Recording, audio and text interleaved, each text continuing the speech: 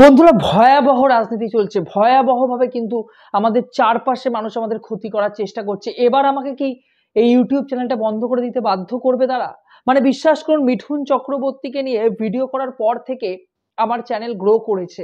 আপনারা আমাকে ভালোবাসা দিয়ে ভরিয়ে দিয়েছেন, কারণ আমি সৎভাবে আপনাদের কাছে পৌঁছে গেছি। সৎভাবে, সৎ উদ্দেশ্য নিয়ে কোনো মিডিয়া, কোনো গদি মিডিয়া বলুন বা কোনো বড় প্রোডাকশন হাউসের তরফ থেকে কিন্তু আমাকে চাপ দিয়ে, টাকা দিয়ে, তাদের প্রোডাকশন হাউসের হয়ে কাজ করে কিন্তু সাহা টকিজ আপনাদের কাছে পৌঁছায়নি। আমি দর্শকদের জন্য কাজ করেছি, আমি ভিতর থেকে কিন্তু মানুষের জন্য কাজ করেছি। যার যোগ্য প্রাপ্তি, যার যেটা প্রাপ্ত জায়গা, তাই কিন্তু আমরা সেটাই দিয়েছি।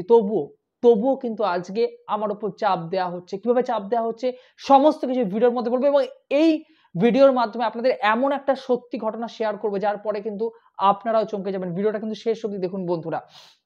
মিঠুন চক্রবর্তীকে নিয়ে, মিঠুন চক্রবর্তী যখন পদ্মভূষণ পুরস্কার পান তখন থেকে আমি ভিডিও করা শুরু করি। তার আগে আমার মনে আছে কাবুলিওয়ালা নিয়ে কিন্তু আমি ভিডিও করি। কাবুলিওয়ালা যখন প্রথম তার রিলিজ ডেট অ্যানাউন্স হয় বা কাবুলিওয়ালা যখন শুটিং শুরু হয়, সেটা নিয়েও কিন্তু ভিডিও করা শুরু করি। তখনও কিন্তু বাংলার বিভিন্ন যে ইউটিউবাররা ছিলেন তারা কিন্তু এই বিষয়ের উপর ভিডিও তৈরি করতেন না, কারণ তারা দেবের উপর ভিডিও তৈরি করতেন, তারা জিতের উপর ভিডিও তৈরি করতেন, তারা শাহরুখ খানের ভিডিও তৈরি করতেন, তারা বাংলাদেশের সাকিব খানের উপর ভিডিও তৈরি করতেন। কিন্তু মিঠুন চক্রবর্তী যে একটা বিরাট বড় ফ্যান ক্লাব রয়েছে, মিঠুন দার যে একটা ভক্ত রয়েছে, এবং এই ভক্ত অন্যান্য ফ্যানদের থেকে যেটা লয়াল, তারা যে শুধুমাত্র আমি সব দর্শকদের, অডিয়েন্সদের কথাই সবসময় বলি যে তারা যখন সিনেমা দেখছেন, কোনো একটা শিল্পের চর্চা করছেন, তারা অবভিয়াসলি সেই বিষয়টা সম্পর্কে তাদের জ্ঞান রয়েছে। কিন্তু মিঠুনদার ফ্যানরা কিন্তু অবভিয়াসলি বাস্তবিক অর্থেই কিন্তু প্রচন্ড পরিমাণে শিক্ষিত হন। এটা আমি নিজে অভিজ্ঞতা দেখেছি, নিজে আমি বিভিন্ন মানুষের সাথে কথা বলেছি, কমেন্ট বক্সে প্রচুর কমেন্ট পেয়েছি আমি। কিন্তু বাস্তবিক অর্থে যখন মিঠুন চক্রবর্তীকে নিয়ে ভিডিও করা আমি শুরু করি,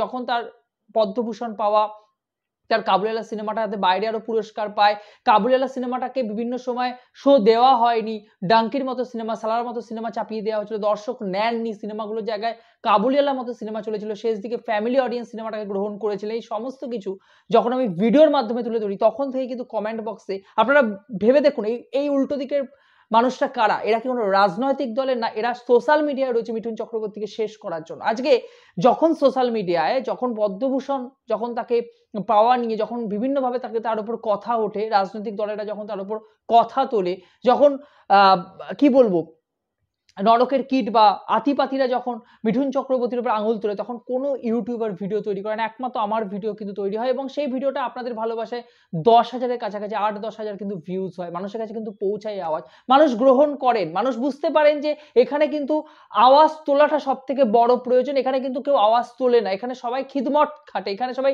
টাকার পেছনে দৌড়ায়, এখানে সবাই নিজেদের স্বার্থটুকু বোঝে, কিন্তু লড়াই করার মঞ্চ থেকে কিন্তু সবাই পেছনে হটে যায়, তারা কিন্তু সামনে কেউ এগোয় না। কিন্তু এইখানে দাঁড়িয়ে কিন্তু সাহা টকিজ ভিডিও তৈরি করে, তারপর থেকে আসে আসল বিপদ, কারণ তখন থেকে কিন্তু আমার কমেন্ট বক্স ভরে যায় এক শ্রেণী। এই শ্রেণী কারা? আপনারা নিশ্চয়ই বুঝতে পারছেন এরা কোন দলের সাপোর্টার, বা আপনারা বুঝতে পারছেন যে এই যে পাক্ষিক দল আর কি, একপাক্ষিক দল, বা এই যে মানুষেরা তারা কি করতে চান, তারা বিভিন্ন সময় আমার অ্যাকাউন্টে কিন্তু রিপোর্ট মারেন। যদিও বা আমার অ্যাকাউন্টে রিপোর্ট মেরে কোনো লাভ হয়নি, যারা কিন্তু রিপোর্ট মারেন, আমার কাছে মেসেজ আসে, মেল আসে, তার পরবর্তীতে কমেন্ট বক্সে নোংরা কথায় আমি বিজেপির দালাল, আমি বিজেপির কত টাকা খেয়েছি, মিঠুন চক্রবর্তী আমাকে কি সুযোগ সুবিধা দেন, এই সমস্ত কিছু তারা বারবার করে কমেন্ট করে যায়। এবং এই সময় দাঁড়িয়ে বেশ কয়েকদিন আগে কিন্তু এবার চরম সীমানা পেরিয়ে গেছে যে তুমি মিঠুন চক্রবর্তীকে না ভিডিও তৈরি করবে না, ডাইরেক্ট হুমকি, তুমি ভিডিও তৈরি করবে না, তোমার চ্যানেলকে ডেড হয়ে যাবে, তোমার চ্যানেল ডেড হয়ে যাবে। আরেকজন, কিছু মানুষ বলছে, তারা বলছে যে তুমি যদি মিঠুন চক্রবর্তী নিয়ে ভিডিও তৈরি করো,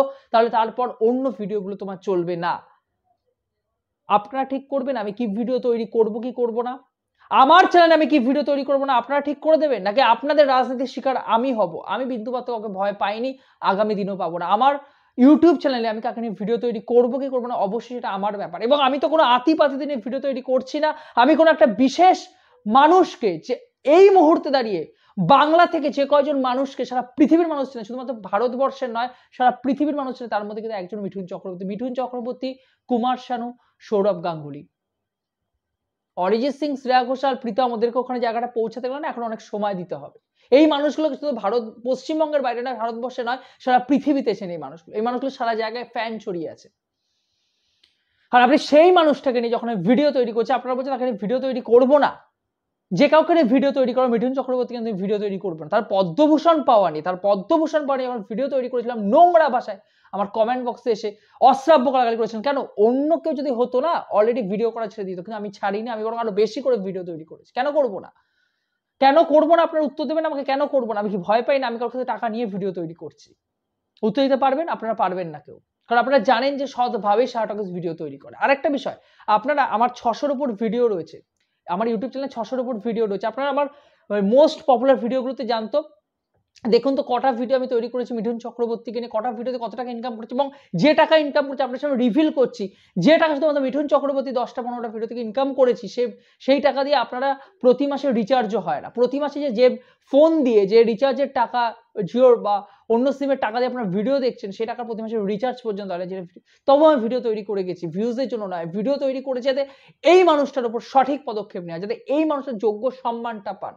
এবং মিঠুনদার ফ্যানের, মিঠুন চক্রবর্তীর ফ্যানের একটা গ্লোবাল ফ্যান বাংলার অডিয়েন্সরা ছড়িয়ে রয়েছে, এবং অন্য ভাষার প্রচুর অডিয়েন্স তারা যুক্ত হয়েছেন আমার সাথে যুক্ত হয়েছেন। তারা কিন্তু ভিডিও দেখছেন এবং তারা মনে করছেন যে অন্য কোনো চ্যানেল এই মুহূর্তে বাংলায় দাঁড়িয়ে আজকে বড় বড় মিডিয়া হাউসগুলো তারা একটা দলের হয়ে তারা প্রোপাগান্ডা, একটা দলের হয়ে তারা প্রচার করে, কিন্তু শাহ টকিজ করে না। শাহ টকিজ থেকে যদি তৃণমূল খারাপ, বিজেপি খারাপ হলে বিজেপি খারাপ, কিন্তু যেটা ঠিক সেটা ঠিক কিন্তু চোখে আঙুল দিয়ে তিনি দেখিয়ে দেন। অবভিয়াসলি ভাই আমার চ্যানেল, আমি ঠিক করবো এখানে ভিডিও তৈরি করব কি করব না, এটা কিন্তু মাথায় রাখবেন। এবং সব থেকে বড় কথা, আপনাদের দেখানো পথ বা আপনাদের দেখানো হুমকিতে কিন্তু শাহ টকিজ ভয় পায়নি, আগামী দিনেও কিন্তু পাবে না, এটুকু মাথায় রেখে দেবেন। হ্যাঁ, আর একটা কথা, মিঠুন চক্রবর্তীর মতো একজন গ্লোবাল ওয়ার্ল্ড ফেমাস অভিনেতাকে ভিডিও তৈরি করতে পারি বলে আমি গর্ববোধ করি।